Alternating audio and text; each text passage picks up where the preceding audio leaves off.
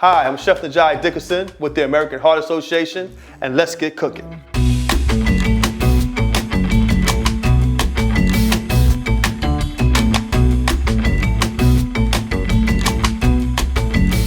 Cooking Up Confidence, Skills in the Everyday Kitchen Cooking Series. Each session will feature food safety, cooking methods, cooking skills, food storage tips, and of course, nutrition. Today, our dish will be braised chicken. We're gonna do this with kale. Our cooking method is gonna be braising and simmering. So we're gonna use moist heat. Our skill for the day is gonna be using a thermometer and cooking with liquids. Before we start cooking, let's go over some important food safety tips. First, we wanna talk about washing our hands. You wanna make sure your hands are washed. You wanna take about 10 to 15 seconds to scrub them, but the whole process will take 20 seconds. You also wanna make sure you're using the right cutting board. So you wanna have a yellow, or if you're using a white cutting board, make sure that it's clean and sanitized prior to use. And cook your poultry internally to 165. Okay, so now it's time to braise some greens, all right? So in the South, we're big on doing collard greens. So you can use collard greens, you can use kale. Either one. Today I'm gonna use kale only because it cooks a little bit faster.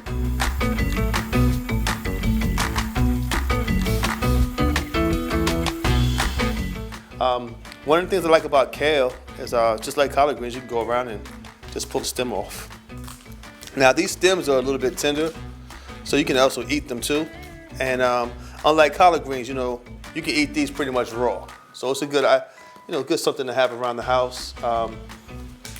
Really good dish.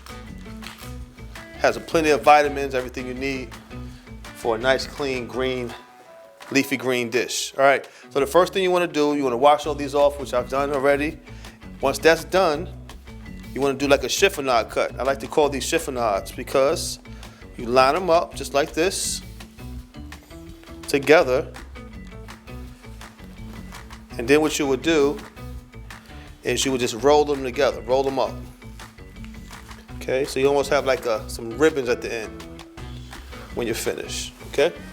So you take those ribbons, right? Do a nice cut, nice clean cut. And you can cut these as thick or as thin as you like. Like I mentioned earlier, the reason I chose kale because kale cooks a lot faster, so you don't have to worry about waiting all night to get those really good greens.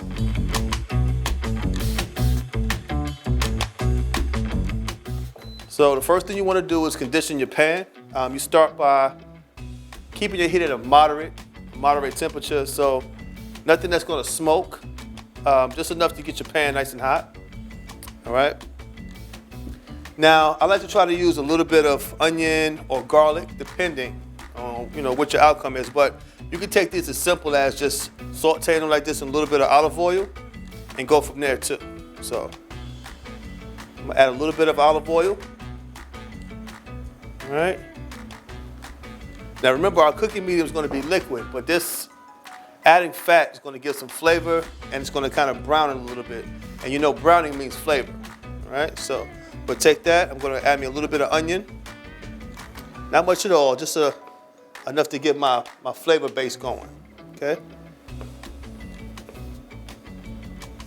All right. That's enough for me for now. I'm just going to add those right in there. And once you hear that sizzling sound, you know you're doing something right. So when you're sauteing this, starting out, you want to make sure your onions get some time to caramelize. So cook those for about 30 seconds or so, not too much. And then you want to go ahead and add your vegetable. Okay. Now I have some liquid smoke. See that popping sound? All right. That's just that water. That'll start to dissipate a little bit. So instead of me using smoked turkey, Canadian bacon, anything like that, I'm just going to use some liquid smoke. Just to kind of get it going. All right. Being aware of how much you're going to use. Here it has about a teaspoon is a serving size. And that's about right. You're not going to go too heavy with it. All right. So now I'm going to take that and just saute it a little bit. Now, greens are pretty much done. See that? That's how quick that could be done. Now we add our moist heat, which is going to be our stock. Okay? Add your little stock to it. And this is when you want to cut your heat up, bring it to a boil. Once it comes to a boil, then you want to cut it down a nice simmer, let it just kind of cook out, let all the flavor come together. You can add bay leaf, anything like that to your food if you want to, as far as your greens. Or you can keep it simple by just adding a little tomato. I like adding a little bit of tomato because once again it has some acid, so that tomato acid is going to help break that down. But also it gives a little bit of color, so not too much, just enough to add some color to it. And most of all, it's going to add a little bit of nutrition. So I'll take some of that, kind of add it right in there, all right? And then you get a lot of good steam from that. I'll just wait till that cooks out. And by the time all that liquid cooks down, you're going to have a nice glaze there. All right? What we're going to do is use it as our base.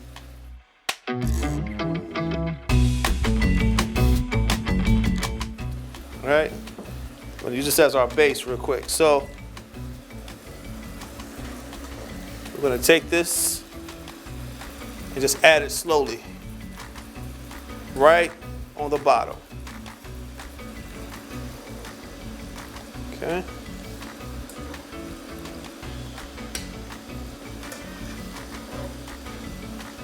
All right. If you start to get, when you get some of that liquid off the bottom, go ahead and grab your spoon, and you just want to ladle that on in there. The tomatoes and everything's looking really nice. Now I'm going to add to that. That's just a quick side dish. And I wanted to just show you how to put that together.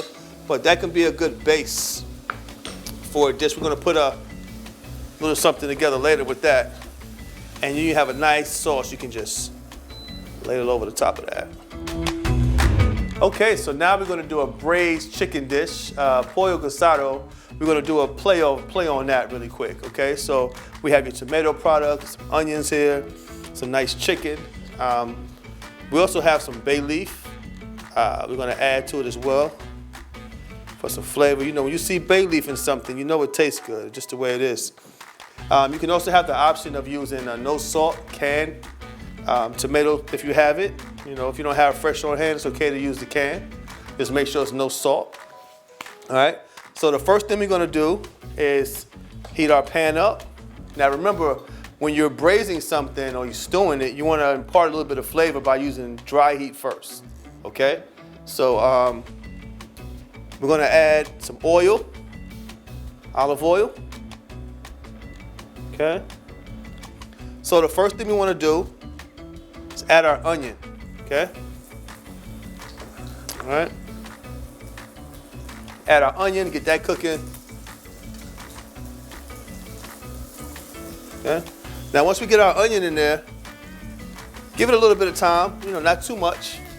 Just kind of let it cook for a little bit. Maybe 30 seconds or so. All right.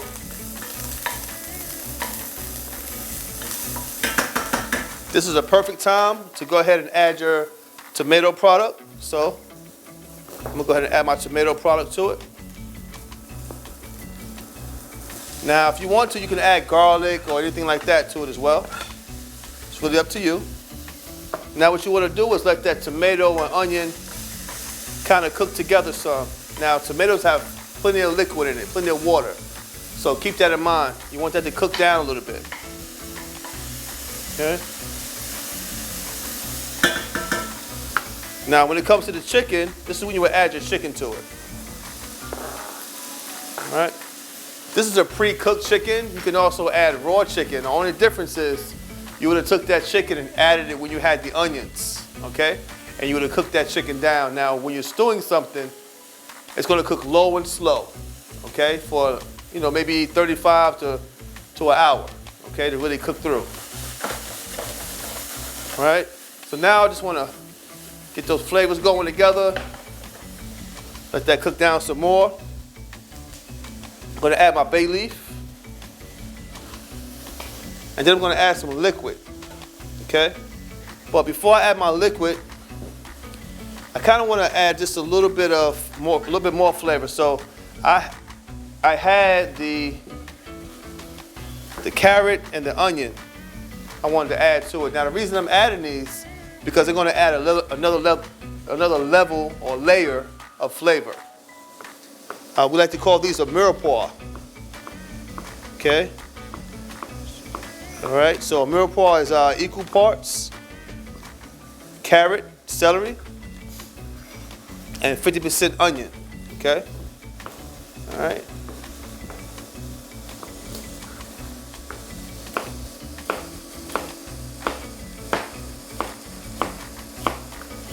Okay, so once I cook that, that's gonna come together, it's gonna bring so much more flavor to it, and it's another vegetable to add, so you can't go wrong with that. Okay? All right.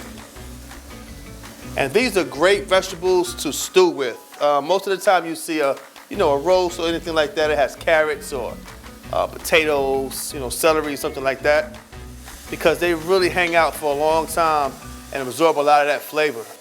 Then that's when I just add my stock. All right? And when you hear all the ruckus kind of calm down, that's when you know you're almost there. Now you can take this and you can cover this, right? So if you don't have another lid nearby, you can take this and you can just put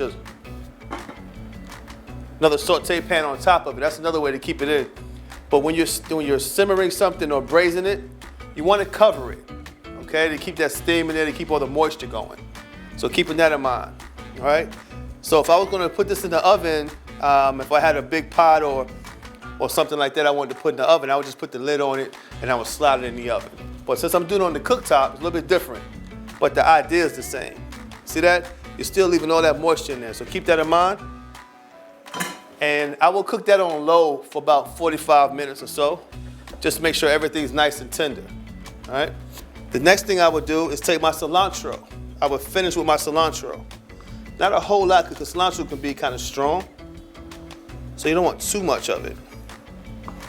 A little bit goes a long way. Some people either love it or they hate it, so use it sparingly. I happen to love it, so I'm going to use a little bit more. Now when it comes to the bay leaves, you want to pull those out. After the cooking process has been done, the liquid's cooked down. I'm just kind of giving you a quick version of what to do. So you will pull that out, reserve that to the side. Okay? And go from there. So this is a biotonic stem thermometer, all right? You can calibrate these in two ways.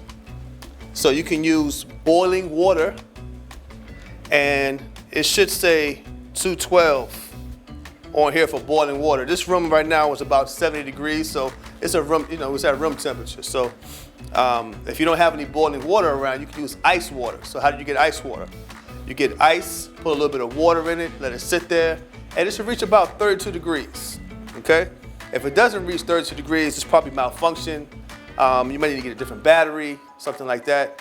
These roughly cost about $15 for a good one, but they'll last a lifetime. So all you have to do is just change the battery once in a while.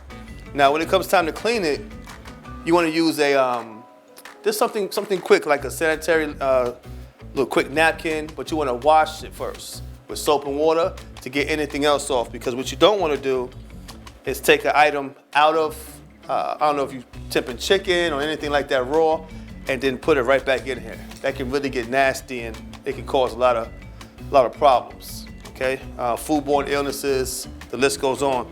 Now, if you look closely, there's a little part here where it starts to get really thin, all right? You want to at least go that far. That's going to give you a true read, okay? So keep that in mind. I'm going to do that here.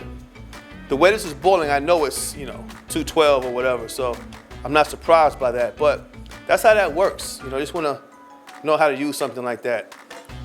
All right, now that's boiling. Now if I want to simmer, right, I will cut that down some. Okay, now a slow simmer should probably be about maybe 140, 150, something like that. Not as much going on, not as many bubbles, not as much steam, okay? So that's how you would take that.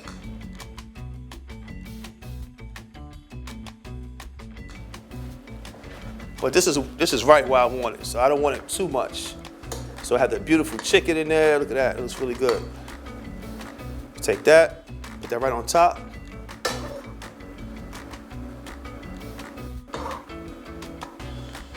And these are the dishes that you can also put in the crock pot and just let cook all day. And come back, come home and it's all cooked. Add a little bit of rice to the side of it. There you go, right? So thanks so much. This is one of the dishes I enjoy, my version of pollo guisado. Enjoy.